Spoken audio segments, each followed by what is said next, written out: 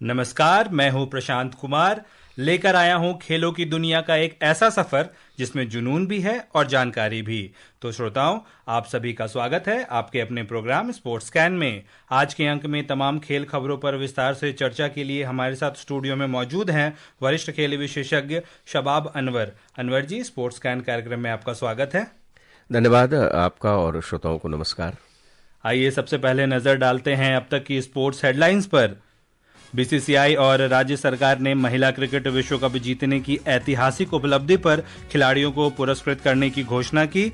महिला एक दिवसीय क्रिकेट रैंकिंग में स्मृति मंदाना दूसरे, दीप्ति शर्मा चौथे और जेमिमा रॉड्रिक्स 10वें स्थान पर।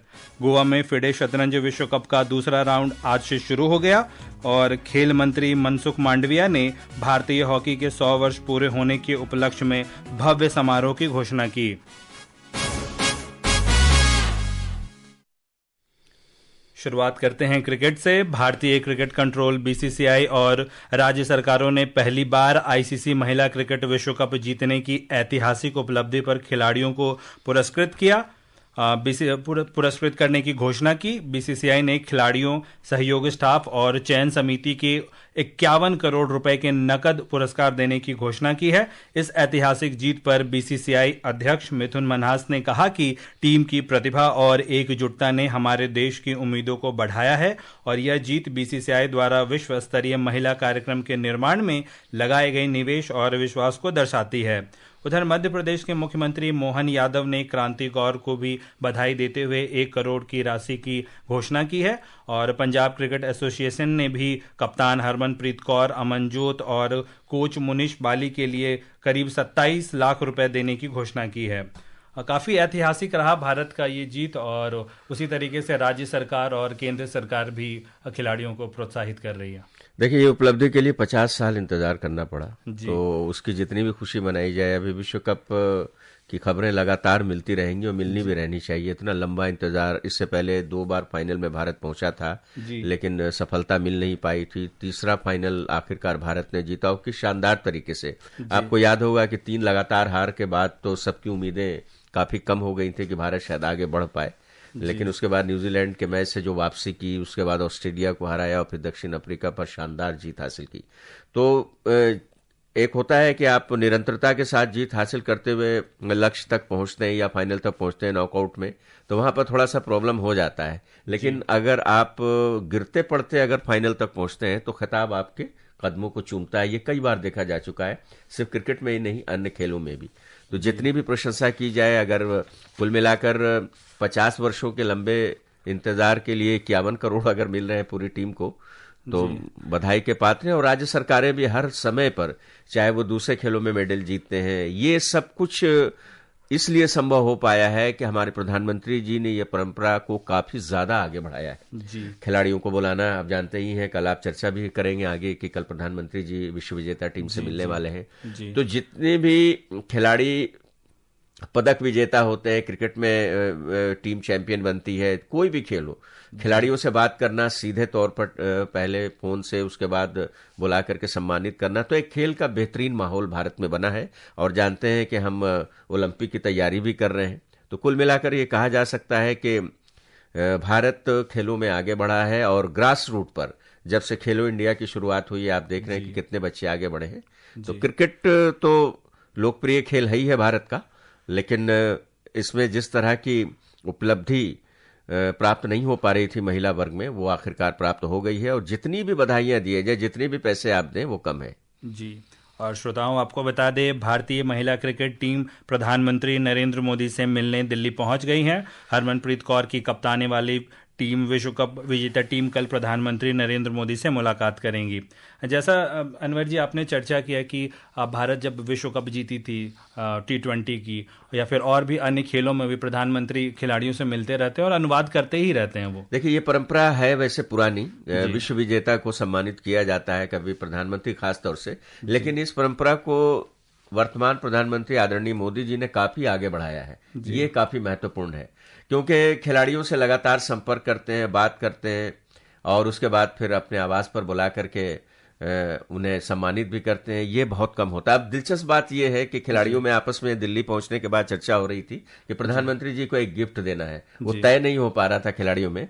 कल देखना होगा कि वो गिफ्ट कौन सा होता है जो विश्व विजेता टीम की तरफ से प्रधानमंत्री जी को दिया जाता है। जी, और जो सबसे बड़ा गिफ्ट हमारी महिलाओं ने महिला जीत है, वो तो निश्चित दिया रूप से वो तो दे ही दिया है। जी, और चर्चा करेंगे रैंकिंग की। आईसीसी महिला एक दिवसीय क्रिकेट रैंकिंग में बल्लेबाजों की सूची में भारत की जेमिमा रॉड्रिक्स 10वें, स्मृति मंदाना दूसरे स्थान पर पहुंच गई हैं। दीप्ति शर्मा को ऑलराउंडर की सूची में चौथा स्थान मिला है। वहीं दक्षिण अफ्रीका की कप्तान लॉरा वॉलवॉट ने स्मृति मंदाना को पछाड़कर पहले स्थान पर अपनी जगह बनाई।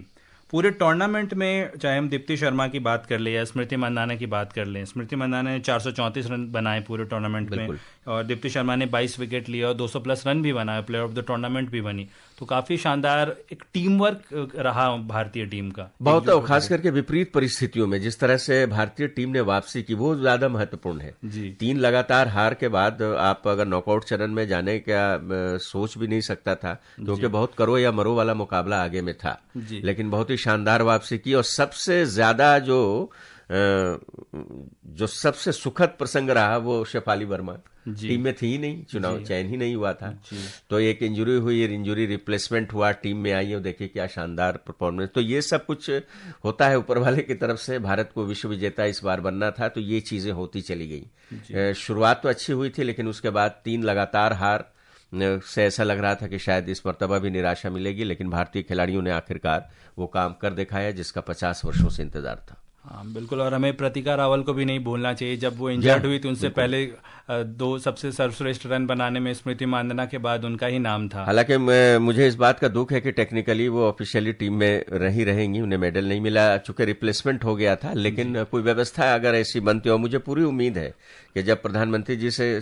खिलाड़ी मिलने जाएंगे तो उसमें वो भी शामिल होंगी। जी, और दक्षिण अफ्रीका की कप्तान ने भी शानदार प्रदर्शन किया, चाहे वो कप्तानी से हो या बल्लेबाजी से। लॉरा वॉलवॉट ने पूरी प्रतियोगिता में 571 रन बनाकर टीम को अग्रणी तौर पर आगे रही वो। जी हाँ, बिल्कुल, और यही कारण है कि देखिए वर्ल्ड 11 में जगह मिली, फिर उसके बाद रैंकिंग में वो हरमन से काफी आगे निकल गई। तो जब आप प्रदर्शन करते हैं तो चीजें आगे बढ़ती रहती हैं, रैंकिंग में भी आपका स्थान ऊपर मिल जाता है। सारी चीज परफॉर्मेंस पर है जी। आपका प्रदर्शन कैसा रहता है, हार जीत तो अलग सी चीज है। देखिए इतनी अच्छी बल्लेबाजी करके उनकी टीम विजेता नहीं बन सकी। बिल्कुल। तो टीम वर्क कैसा है, ये सबसे महत्वपूर्ण है। और भारतीय टीम इसलिए विश्व विजेता बनी कि टीम वर्क बहुत अच्छा था। और अमोल मजुमदार को याद करना नहीं करना बेईमानी हो गया, उनकी तारीफ न की जाए। भारत के लिए नहीं खेल पाए, लेकिन भारत को विश्व विजेता बनाया। बिल्कुल, और चर्चा करेंगे क्रिकेट पर ही। भारत और ऑस्ट्रेलिया के बीच 5 T20 श्रृंखला का चौथा मैच क्वींसलैंड में गुरुवार को खेला जाएगा। आइए सुनते हैं अब तक का हाल। भारत और ऑस्ट्रेलिया के बीच 5 T20 मैचों की श्रृंखला रोमांचक मोड़ पर है। अब तक 3 मुकाबले खेले गए हैं, जिसमें दोनों ही टीम 1-1 की बराबरी पर हैं। पहला मुकाबला बारिश के कारण रद्द हो गया था। भारत की ओर से अभिषेक शर्मा का शानदार प्रदर्शन जारी है। बाएं हाथ के बल्लेबाज ने श्रृंखला के दूसरे मैच में ताबड़तोड़ 68 रन बनाए थे। हालांकि दूसरी ओर से साथ न मिलने के कारण भारत बड़ा स्कोर करने में कामयाब नहीं रहा। वहीं उनके जोड़ीदार शुभमन गिल अभी भी लय की तलाश में है। कप्तान सूर्य कुमार यादव से भी टीम को बेहद उम्मीदें हैं। कप्तान भी अपने पुराने फॉर्म में वापसी कर अच्छा प्रदर्शन करना चाहेंगे। अर्शदीप सिंह और वाशिंगटन सुंदर ने तीसरे मुकाबले में शानदार प्रदर्शन किया था। सुंदर ने 4 छक्के और 3 चौकों की मदद से नाबाद 49 रन बनाए थे और टीम को जीत दिलाने में अहम भूमिका निभाई थी। वहीं तेज गेंदबाज अर्शदीप सिंह ने पावर प्ले में विकेट लेकर ऑस्ट्रेलिया को बैकफुट पर धकेल दिया था। मैच में अर्शदीप ने धारदार गेंदबाजी करते हुए 3 विकेट झटके और उन्हें प्लेयर ऑफ द मैच भी चुना गया। वरुण चक्रवर्ती ने भी श्रृंखला में अपनी फिरकी गेंदबाजी के जाल में 4 बल्लेबाजों को फंसाया है। वहीं ऑस्ट्रेलिया की ओर से टिम डेविड और मार्कस स्टोइनिस ने बेहतरीन प्रदर्शन किया है। अब देखना होगा कि भारतीय टीम ऑस्ट्रेलियाई सरजमी पर उसकी रणनीति को भेदते हुए श्रृंखला में किस तरह बढ़त हासिल करती है। Vishal Sharma, sports can.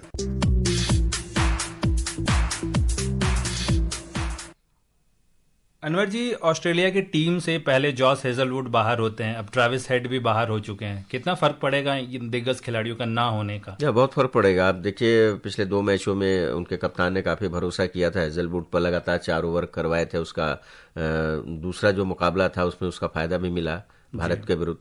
तो ये 2 खिलाड़ियों के नहीं होने से फर्क तो बहुत पड़ेगा।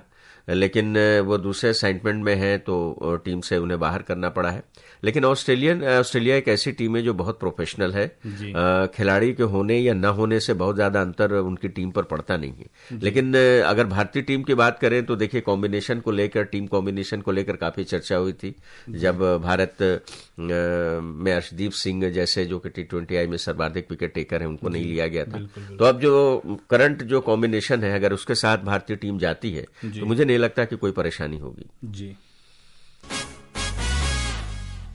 बात करें हॉकी की, खेल मंत्री डॉक्टर मनसुख मांडविया ने भारतीय हॉकी के 100 वर्ष पूरे होने के उपलक्ष्य में भव्य समारोह की घोषणा की। हॉकी इंडिया के सहयोग से आयोजित होने वाला ये शताब्दी समारोह 7 नवंबर को नई दिल्ली के मेजर ध्यानचंद राष्ट्रीय स्टेडियम में आयोजित किया जाएगा। समारोह शुक्रवार सुबह 8:30 बजे शुरू होगा। डॉक्टर मांडविया ने कहा कि ये मील का पत्थर हमारे उन नायकों को याद करने का अवसर है जिन्होंने देश को सम्मान दिलाया। 7 नवंबर को देश में हॉकी का 100 साल हो रहा है। 100 साल में हॉकी ने देश को गौरव भी दिलवाया है, देश को सम्मान भी दिलवाया है। और 7 नवंबर को सारे देश में 550 से अधिक डिस्ट्रिक्ट में 1400 से अधिक हॉकी टूर्नामेंट का आयोजन करा जाएगा ताकि देश में हॉकी के प्रति व्यापक अवेयरनेस हो, देश के युवा हॉकी को देखे समझे, हॉकी के इतिहास से परिचित हो और भविष्य को गढ़े। हमारे लिए हमारे देश के हॉकी के खिलाड़ियों जिन्होंने देश को सम्मान दिलवाया है, ऐसे हमारे खिलाड़ियों को याद करने का दिन है। अनवर जी, भारत एकमात्र ऐसा देश है जिसने हॉकी में 13 ओलंपिक मेडल जीते हैं, जिसमें से भी 8 गोल्ड मेडल रहे हैं।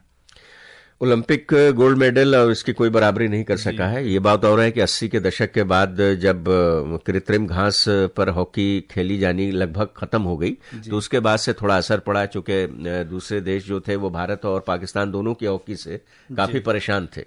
एक समय ऐसा था जब यूरोपियन दर्शक आकर भारत की हॉकी को देखते थे, लेकिन उन्होंने फिर जब एस्ट्रोटर्फ जब आया तो उनमें उनको सहायता मिली, वहां पर जाकर के थोड़ी सी धार भारतीय हॉकी की कम हुई।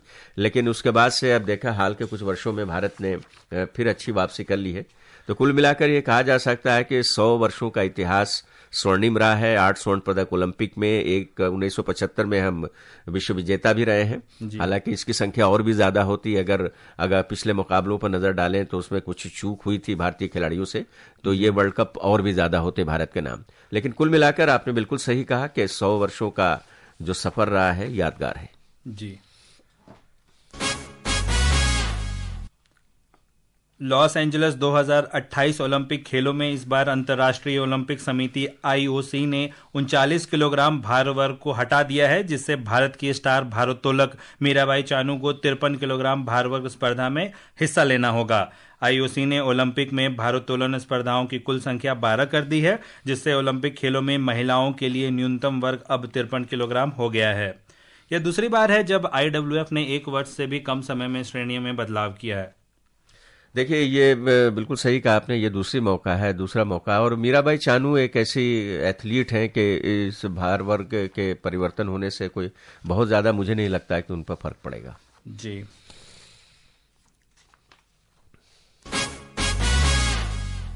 बात करें शतरंज की, फिडे शतरंज विश्व कप का दूसरा राउंड गोवा में आज से शुरू हो गया है। इस राउंड में कुल 17 भारतीय खिलाड़ी खेल रहे हैं, जिनमें विश्व चैंपियन और शीर्ष वरीयता प्राप्त डी गुकेश, अर्जुन एरिगेसी और आर प्रज्ञानंदा शामिल हैं। इससे पहले भारत के 8 खिलाड़ियों सहित शीर्ष 50 वरीयता प्राप्त खिलाड़ी पहले दौर से बाहर हो गए, जबकि 9 भारतीय खिलाड़ियों ने अपने अपने पहले दौर के मुकाबले में जीत हासिल कर दूसरे दौर में जगह पक्की कर ली।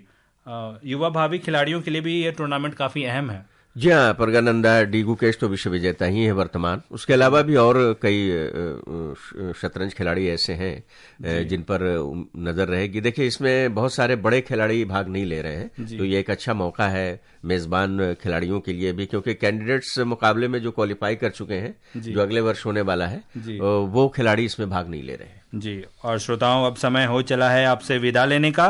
कल फिर मिलेंगे कुछ और ताज़ा खेल खबरों के साथ। अनवर जी, आप हमारे स्टूडियो में आए और तमाम खेल खबरों पर हमारे साथ चर्चा की, इसके लिए आपका धन्यवाद। धन्यवाद आपका। और श्रोताओं, इसी के साथ स्पोर्ट्स कैन की पूरी टीम को अनुमति दीजिए। नमस्कार।